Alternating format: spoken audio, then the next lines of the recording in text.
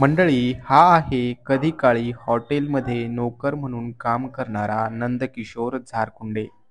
जालन्यातील Jalna critical hospital समोर गुरुकृपा नावाचं त्याचं छोटंसं हॉटेल आहे. कधी काळी स्वतः हॉटेलमध्ये कामगार म्हणून काम करणाऱ्या नंदकिशोरच्या हाताखाली आज 4 माणसे कामाला आहेत. शिक्षण पूर्ण झाल्यानंतर त्याने अनेक वर्ष MIDCत ₹350 हजेरीवर काम देखील केलं आहे. आज त्याची दिवसाची कमाई ₹5,000 आसपास आहे.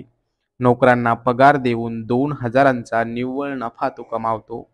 पाहुयात कामगार ते हॉटेल मालक असा नंदकिशोरचा प्रवास कसा झाला. माझं नाव नंदकिशोर भगवानप्पा झारखंडे, राहणार गांधीनगर जालना. आपली मंठा चौफुलीला हॉटेल आहे, जालना क्रिटिकल हॉस्पिटलच्या समोर.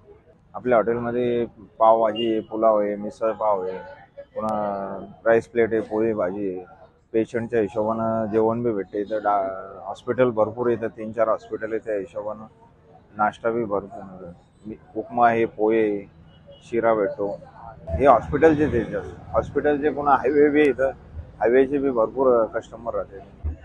याच्या आधी मी समजा MIDCत 3-4 वर्ष काढले. मी MIDCत काम केल्यानंतर इथं मंठा चौफुलीला त्रिमूर्ती हॉटेल म्हणून होते, तिथं 2-3 वर्ष काम केलं. मग स्वतःची हॉटेल टाकली आपली. आता 4 माणसं कामाला आपल्या इथं, आणि आमचे घरचे मिसेस बी मदत करते कामाला. संध्याकाळी ते येते, दिवसभर आपली नोकर राहते, संध्याकाळी घरचे येते. दोघं मिळून चालवतो आम्ही. स्वतःचं मालक आहे म्हणून टेन्शन नाही.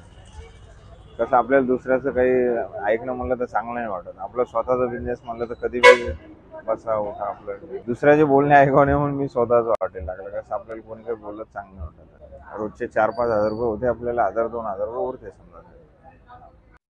नंदकिशोर झारखुंडे आज दिवसाला ₹2,000चा निव्वळ नफा कमवत असला तरी त्याने संघर्षाचे दिवस पाहिलेत.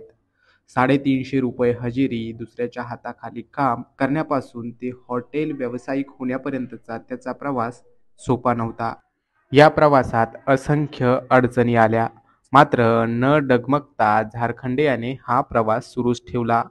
त्याच्या पत्नीची देखील या व्यवसायात त्याला भक्कम साथ लाभत आहे. आयुष्यात अपेक्षित यश न मिळाल्याने अनेक जण चिंतित असतात, तर काही जण निराशेच्या गर्तेत देखील जातात. अशा लोकांसाठी नंदकिशोर झारखंडे एक आदर्श उदाहरण आहे.